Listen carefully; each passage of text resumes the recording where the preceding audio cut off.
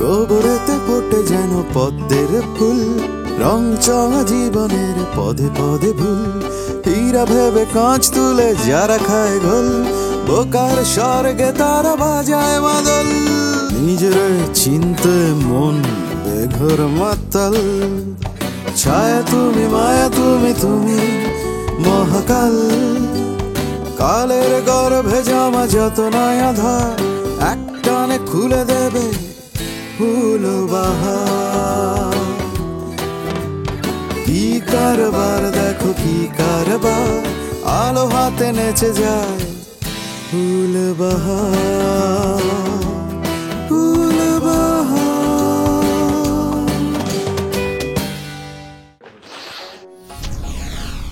আপনাদের ফোন খুঁজে দেওয়ার দায়িত্ব আমি নিলাম। দেখছো দেখছো, বলছিলাম না এই বেটাই চোর। না, আমি চোর না, তারপরও আমি এই দায়িত্ব নিচ্ছি। আপনারা সবাইকে ছেড়ে দিন। ভাই তুমি দেরি করো, আর কাউন্টটা করো তো, করো। এই এই কি এই ওখানে গেছে, এই আরে তো বাবা ভালো করে দি দি দি পানিলো পানিলো এই পানিলো পানিলো। এই ভাই আপনি তাহলে একটা কাজ করেন, আমারে ফুলের মামার বাড়ির ঠিকানাটা দেন, আমি তোফারে জানাই দিই। তোফার যদি দরকার হয় লাগলে মামার বাড়িতে গিয়ে ফুলের সাথে দেখা করে আসবো। ফুলের মামার ঠিকানা হইলো জায়গাটার নাম জানি কি, মাথায় কিছু থাকে না জানি। তাহলে এখন থেকে লিখা রাখবেন।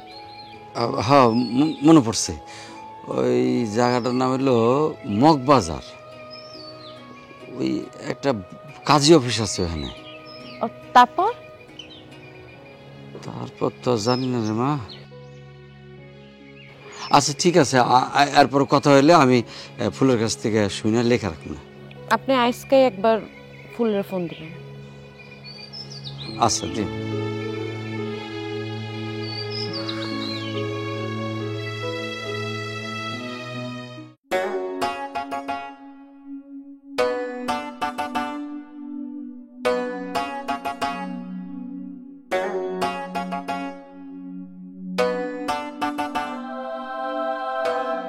আমাকে খুঁজছো? আপনি মাঝে মাঝে কই চলে যান? তার মানে আমাকেও তোমার দরকার পড়ে, জেনে ভালো লাগছে।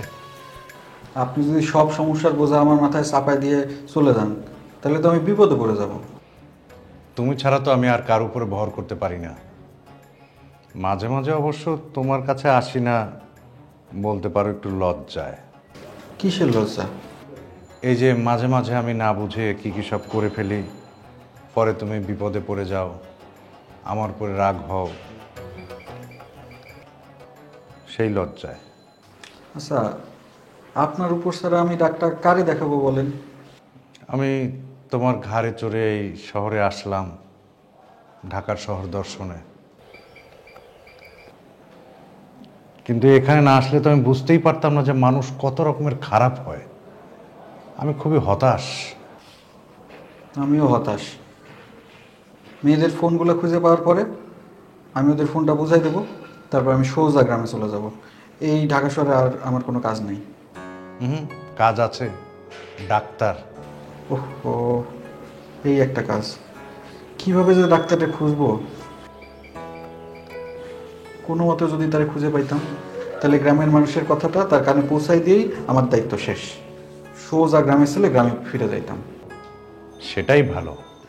এই শেষ বেলায় কিন্তু আপনাকে আমার সাথে থাকতেই হবে। এই তুমি কার সাথে কথা বলো? কই না, কারোর সাথে না, আমি এমনি নিজে নিজেই কথা বলি। পাগল একটা। আচ্ছা আমাদের ফোনের কি অবস্থা হলো, কি ব্যবস্থা নিছো কিছু?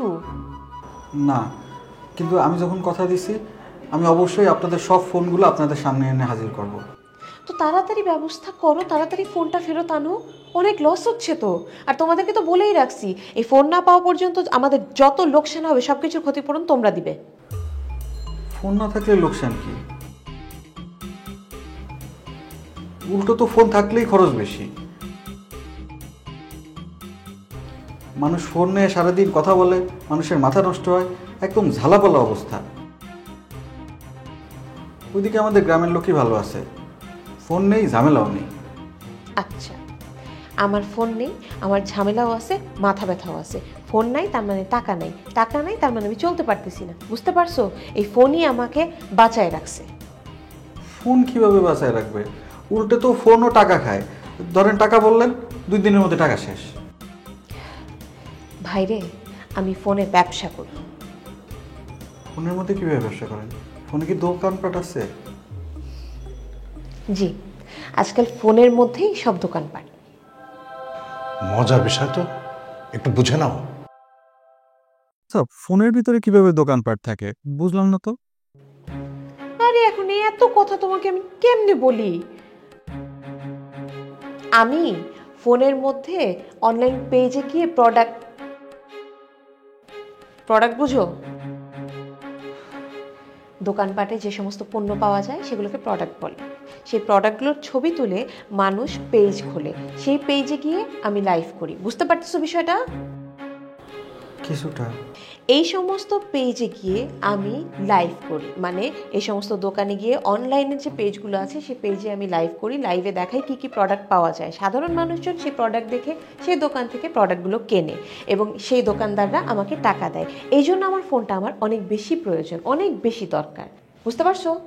এখন অনেক কথা বলছি, আর কথা বলতে পারবো না, আমার দেরি হয়ে যাচ্ছে।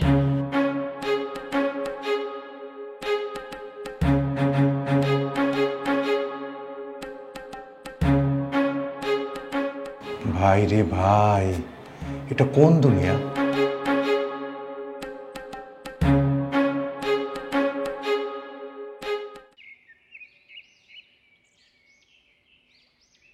আদাব বাবু। আদাব।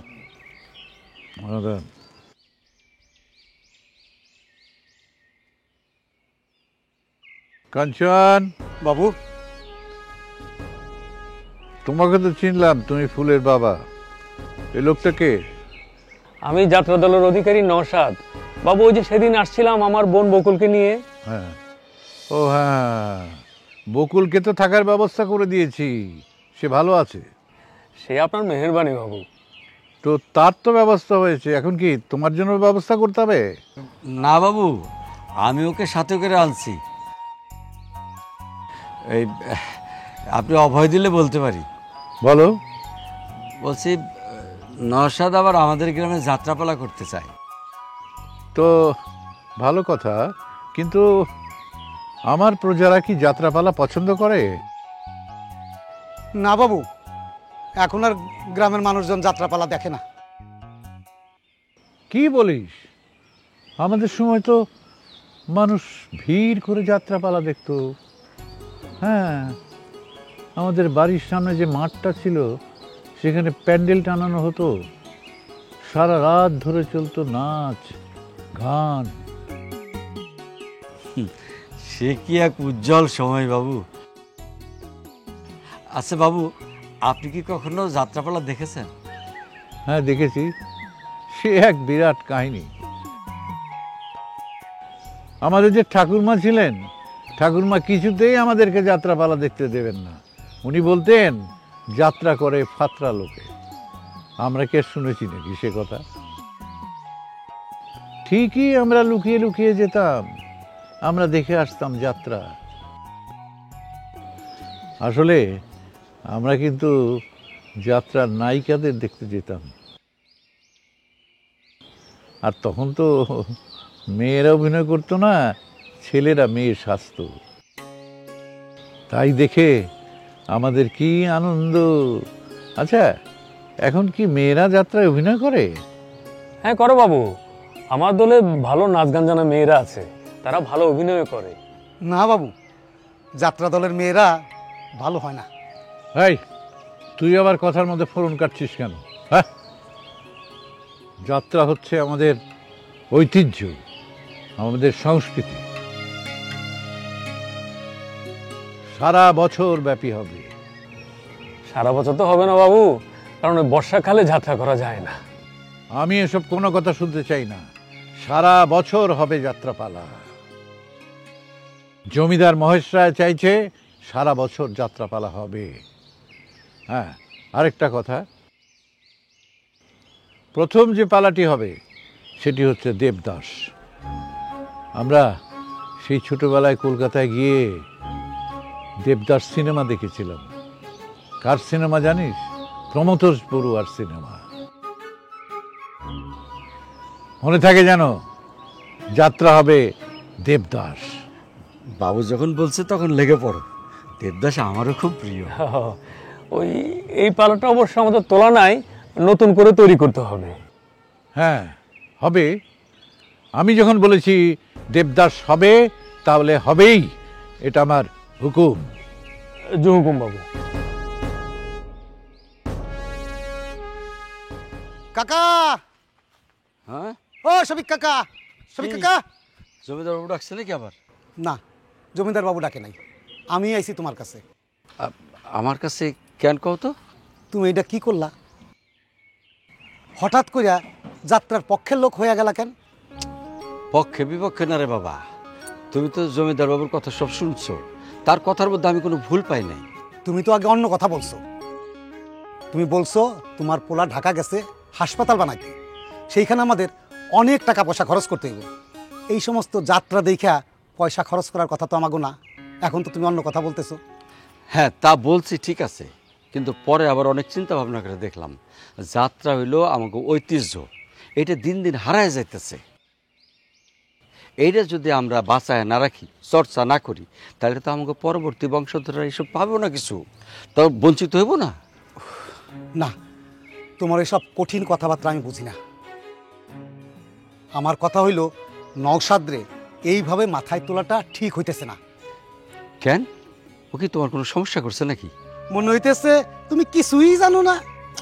না, সমস্যা তখন একটা হয়েছিল, তার বোনের সাথে তোমার বিয়ার কথা পারছিল, পরে অন্যদিকে ঘুরে দিছে। কিন্তু একরকম সমাধান তো তখন একটা হয়েছে, পরে তো তুমি তারা বিয়া করতে চাও না। সে আলাপ এখন না। তাছাড়া ওইসব আমি ভুলে গেছি। আমি বলতেছি বর্তমান সময়ের কথা। আমার কথা হইল, নওশাদের যাত্রার দল আমাগো গ্রামে ঢুকানো যাইব না। আচ্ছা, ওর সমস্যাটা কি আমার একটু বোঝায় কত? আরে সে তো ভালো মানুষ না। তা দিয়ে আমাগো কি? সে একজন শিল্পী মানুষ, অভিনেতা, অভিনয় করে মানুষকে বিনোদন দিতে পারে। এখন যাত্রা নাটকের লোকজন একটু হতেই পারে এরকম। না, তোমার আমি বুঝাইতে পারতেছি না। সে যে এক এক সময় এক এক মাইয়া নিয়ে গ্রামে ঘুরতেছে, এটা কি ভালো হচ্ছে? এই সমাজ কি এটা ভালো চোখে দেখতেছে? তুমি হঠাৎ সমাজ নিয়ে খুব চিন্তায় পড়লাম মনে হইতেছে। তুমি যে 2 দিন পরে বাবুর কথায় এই যে বিভিন্ন রকম অন্যায় করো, ক্ষতি করো মানুষের, তোমার কি গ্রাম ছাড়া করছি? করি নাই। তাহলে একজন শিল্পী মানুষ, অভিনেতা, যার প্রতি আমাকে কোনো অভিযোগ নাই, তুমি তার পিছে কেন পড়লা? না, এইটা কিন্তু তুমি ভালো করলা না। এই সারা বছর ধরে যাত্রাপালা করার ফলাফল একদিন এই গ্রামের সবাই টের পাবা। সারা বছর? সারা বছর তো আমি কই নাই। জমিদার বাবু কইছে নাকি? ও, আরে সে তো একটা মাথা খারাপ মানুষ। বেতাল হইয়া যা কইব তাই তোমাকে মানতে হইব। তুমি তো মানো। জমিদার বাবু যখন কয় যে আমগো মাথায় গোবর ঢালতে, তখন তো ঠিকই এসে ঢাইলে দাও। যখন কোমরে দড়ি দিতে কয়, তখন তো ঠিকই এসে দড়ি দাও। যখন আমগো জরিমানা করে, তখন তো জোর করে টাকাগুলো আদায় করে নিয়ে যাও। তখন কি তোমার মনে থাকে না জমিদার বাবুর মাথা খারাপ? না, তোমার সাথে কথা বলাটাই আমার ভুল হয়েছে। দূর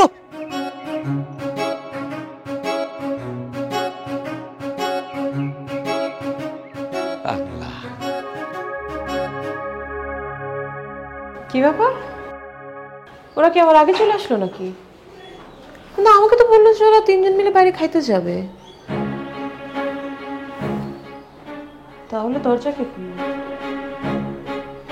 আবার চোর আসেনি তো?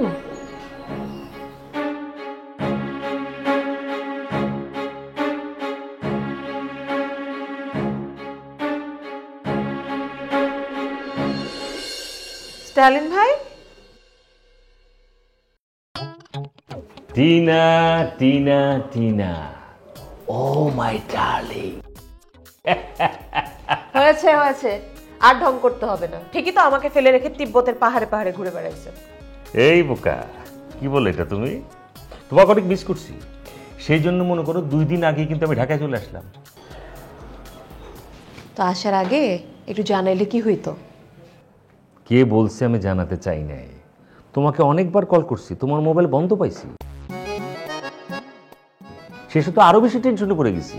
হায় আল্লাহ, তোমার কি হইলো? তুমি কোনো বিপদে পড়লা কিনা? এই জন্য কি করছি জানো, এয়ারপোর্ট থেকে সোজা বাসায় গেছি, আধা ঘন্টার ভিতরে ফ্রেশ হয়ে সোজা তোমার এখানে চলে আসলাম। ওই আগে বলো, তোমার ফোন কি হয়েছে? আমার ফোন? আরে আমার ফোন তো সেই, আরে টিনা আপু আগেই চিল্লাইছে নাকি? লুলুলুলু, বাচ্চারা কেমন আছো তুমি? আচ্ছা 1 মিনিট। তোদের তিনজনের না কি যে করবো আমি বুঝে উঠতে পারি না। তোরা যে বাসা থেকে বেরোইছিস, দরজা খোলা রেখে বেরোইছিস কেন ফাজিলুলা? আহা, এইভাবে বকো না, খারাপ লাগে আমার। দরজা খোলা ছিল না, আমি দরজা খুলে ঢুকছি।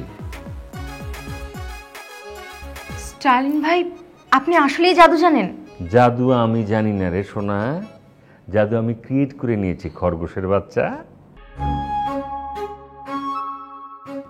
হয়েছে কি টিনা, আগে থেকে কিন্তু তোমাকে বলতেছিলাম তালাটা পাল্টায় ফেলাও, তালাটার অবস্থা বেশি ভালো না।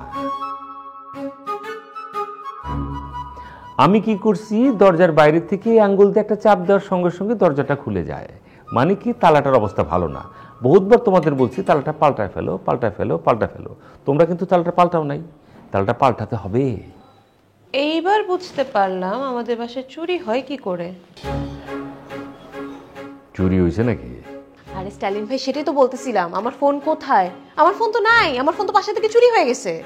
নিয়ে গেছে নাকি কোথায় ফালায় আসছো? তোমার তো আবার যেখানে সেখানে জিনিস ফালায় রাখার অভ্যাস আছে। দেখেন ভাইয়া, তারপর সব দোষ শেষে আমাদের উপর এসে পড়বে, আমরা নাকি চুরি করেছি। চুপ কর, আমাদের ফোন কি চুরি হয় নাই? শুধু তোর ফোনটাই তো আছে, জারার ফোনটাই শুধু আছে, বাকি তিনজনের ফোন কিন্তু চুরি হয়ে গেছে। কি বলতেছে এগুলা? এটা কেমন করে হইল? আমার এই বাড়ি থেকে তো এর আগে কখনো চুরি হয় নাই। এগুলা সব ওই যে ছেলেগুলোর কাজ। চ্যাংড়াগুলো সারাক্ষণ ঝগড়া করে, আটা ফেলে আবার ময়লাও ফেলে ভাইয়া। মোরা যখন সকালে ঘুমায় থাকি তখন হেরা তবলা বাজায়, মুগো ঘুমাইতে দেয় না। ছুরি নিয়ে তেরে আসে। আরো আছে, আপনারে না জানাইয়া যখন তখন জারে তারে লইয়া আয়া পরে বাসার ভিতরে। আরে বাবা রে, এটা তো দেখতেছি অভিযোগের বাক্স খুললে বসছো। সেই জন্যই তো আমরা সবাই মিলে চাইতেছি ছেলেগুলোকে এখান থেকে তাড়ানোর। হ্যাঁ, এই ছেলেগুলোকে বাসা থেকে বের করে দেন, ওই ফ্লোরে মেয়েদেরকে ভাড়া দিবেন। মেয়েরা ছেলেদের থেকে শতগুণে ভালো। অবশ্যই ভালো, এজন্যই তো মেয়েদেরকে আমি ছেলেদের চেয়ে অনেক বেশি ভালোবাসি। তাহলে সেটাই ফাইনাল। আপনি যাওয়ার সময় ছেলেগুলোকে বলে যাবেন যে ওদেরকে আর রাখবেন না। সত্যি কথা, কিন্তু ওদেরকে তো রাখতেই হবে। কেন? ভারসাম্য। সৃষ্টির শুরু থেকেই এটা তৈরি হয়ে আছে, আমি এটাকে ইগনোর করি কিভাবে বলো? কিন্তু আমাদের ভারসাম্য, মানে আমাদের মানসিক ভারসাম্য তো হারাই যাচ্ছে এই ছেলেদের কারণে। আমরা তো পাগল হয়ে যাচ্ছি, ফোন চুরি করে নিয়ে গেছে, আমরা তো এক প্রকার পঙ্গু। ভাইয়া, এইবার যেমনেই হোক আমনের এইটার বিচার কইরা দিয়ে যাইতেই হইবে। আরে বাবা, সেটা আমি করে দিয়ে যাব, কিন্তু আমি আসার পর থেকে তোমরা কি জটিল জটিল বিষয় নিয়ে কথা বলতেছো, পরিবেশটা এক প্রকার গম্ভীর করে ফেলাইছো তোমরা। না না, আমরা এক্ষুনি আপনার জন্য রান্না বান্না করতেছি। কি খাবেন বলেন, কি রান্না করব? এখন কি কেউ রান্না করে নাকি? অনলাইনে অর্ডার করে খাবার আনো। আজকে আমরা স্টালিন ভাইয়ের সাথে সবাই মিলে পিকনিক করব। আমি তো ভাবছিলাম স্টালিন ভাই আমাদের সবার জন্য খাবার নিয়ে আসবে।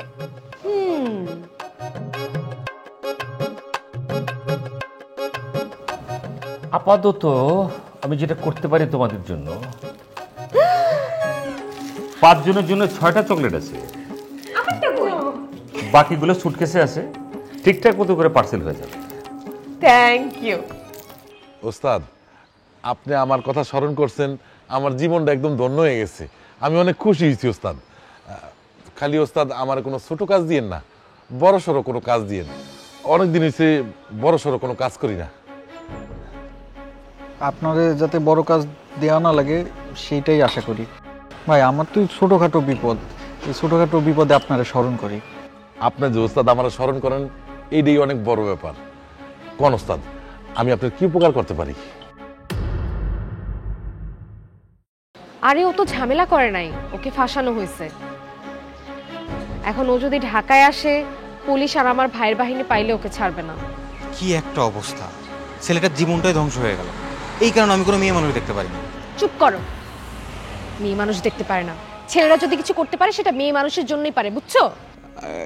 আর কয়টা দিন এলে আমার ফুলের লেগে তুই একটু অপেক্ষা কর, পারবি না? না, আমি অনেকদিন অপেক্ষা করছি, আর করতে পারবো না। জমিদার বাবু যদি জেদ ধরে তাহলে আমি তার নাতিরই বিয়ে করবো।